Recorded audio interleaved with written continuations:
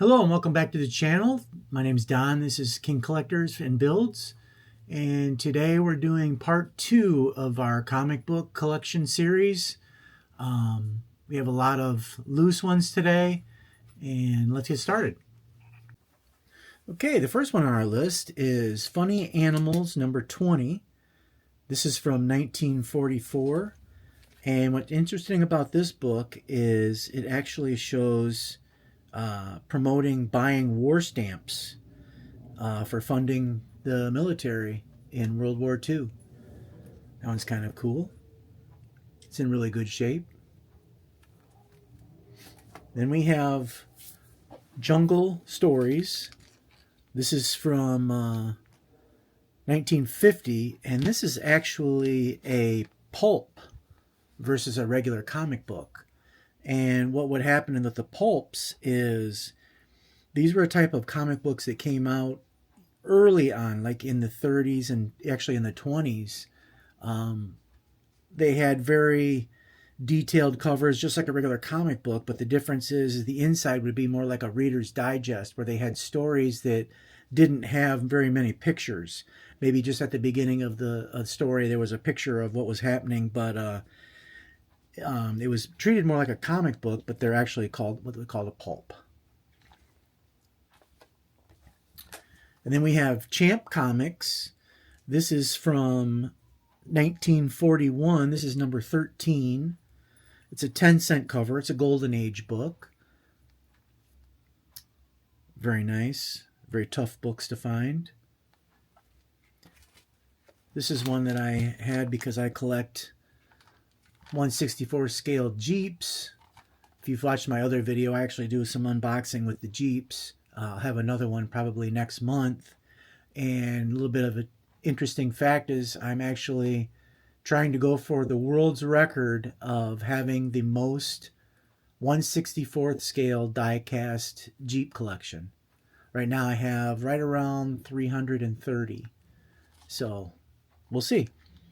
This is Champ Comics number 25, and this is from 1943.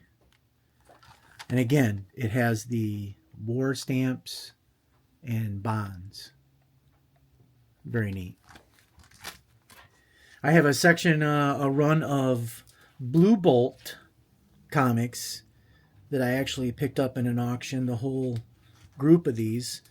If you ever buy anything from Heritage Auctions, if you watch the lots, when they have comic lots, especially ones that aren't graded, you can find a very nice group of comics, fairly inexpensive. This is Blue Bolt, Volume 1, Number 6. Their numbering system is crazy. They don't actually go by volumes or comic numbers. It's just their numbering system is really crazy. So this is Volume 1, Number 6, which is actually number 6, and is from 1940. These are all Golden Age. You can see they're 10-cent comics, and this one actually has a, from Canada, 15p. Here's another one. This is Volume 2, Number 5, which is actually number 17. From Blue Bolt. Very nice one. And this is from 1941. Then we have Volume 5, Number 4, which is number 52. This is from 1944. Then we have Blue Bolt Volume 6, Number 6, which is actually number 62. Nice one. I'm not sure what's going on here, but this is from 1946. Another cool Jeep cover. Blue Bolt number 6, or Volume 6, Number 6. This is actually 62 from 1946. Pretty good shape.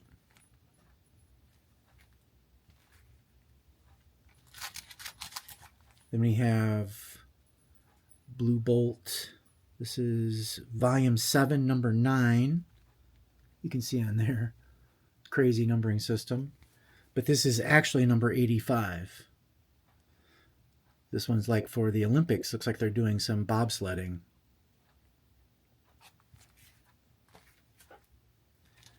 Then we have Blue Bolt. This is volume 9, number 1. This is actually number 91, and it's from 1948. And they did a little run of a baseball here.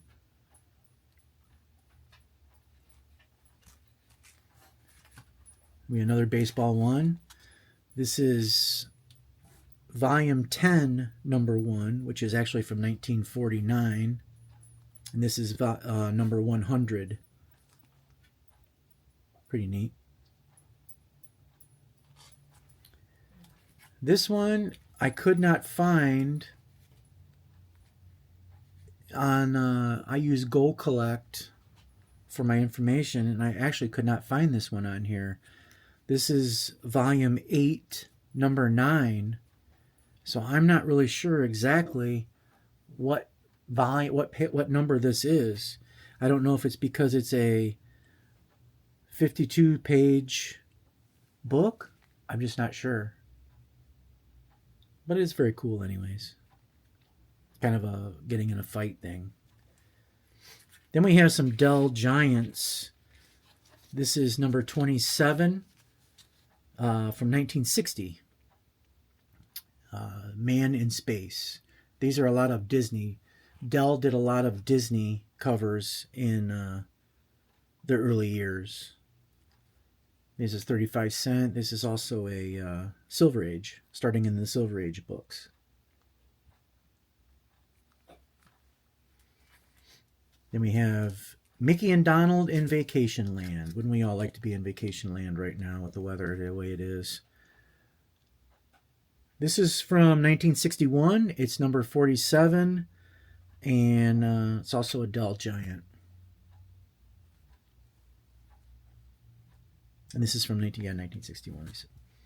Then we have Mickey Mouse Club Parade. This is number 22. I'm sorry, number 1. And it is from 1955.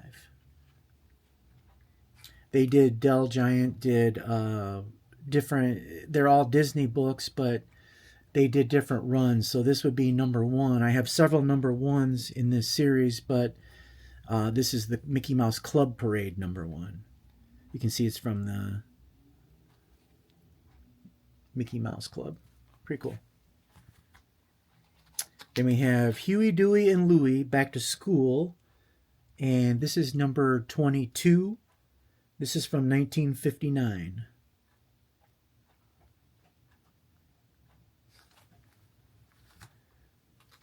There's another number 1. This is Mickey Mouse Almanac, and this is from 1957.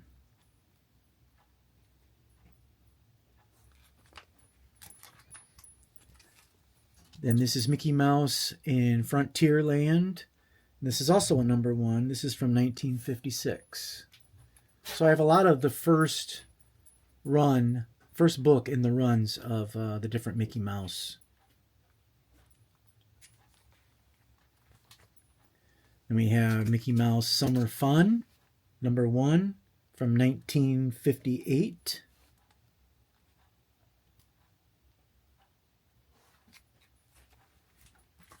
And then here's Walt Disney's Davy Crockett. This is also a number 1, and this is from 1955. So now we're going to a little bit more modern time. These are from the Bronze Age. I just recently got these over the weekend at a small little comic show here in Holland. I live in Holland, Ohio. I got this group. It's almost the entire run of Tales of the Zombie. I'm only missing number 1 and number 2. So here's the first one, Tales of Zombie, and this is number 3. And these are all from 1974 to 1975. Number 4.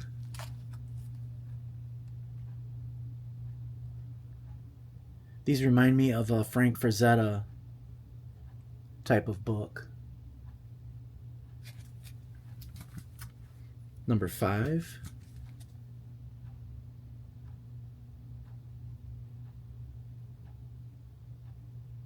This actually has Brother Voodoo in it from the Marvel time. Kind of cool. And then number 6.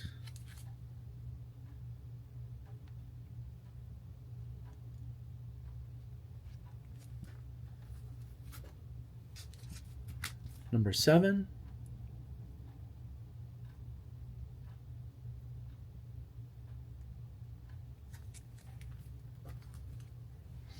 Number 8.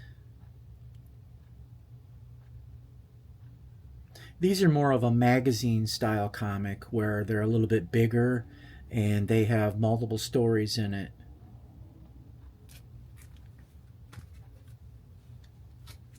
Number 9.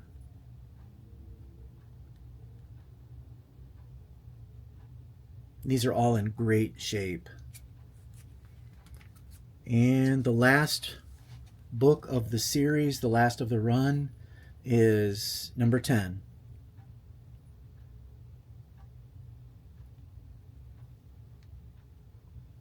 Very good shape.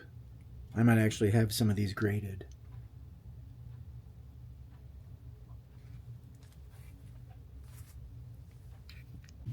So there you have it. There's the unboxing of the loose or non-graded books.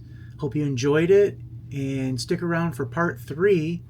Hopefully by then we'll have the book of The Seduction of the Innocent by Frederick Wertham, the book that basically put an end to the golden age, and be able to show all the stuff on the inside and the craziness of what this gentleman was saying, how it basically influenced the delinquency of the youth at that time area in the late 40s and early 50s. So hopefully you'll join back again and we'll go through it all then. Thanks for watching, and as always, please subscribe and like, and let me know what you think of these videos. Thanks.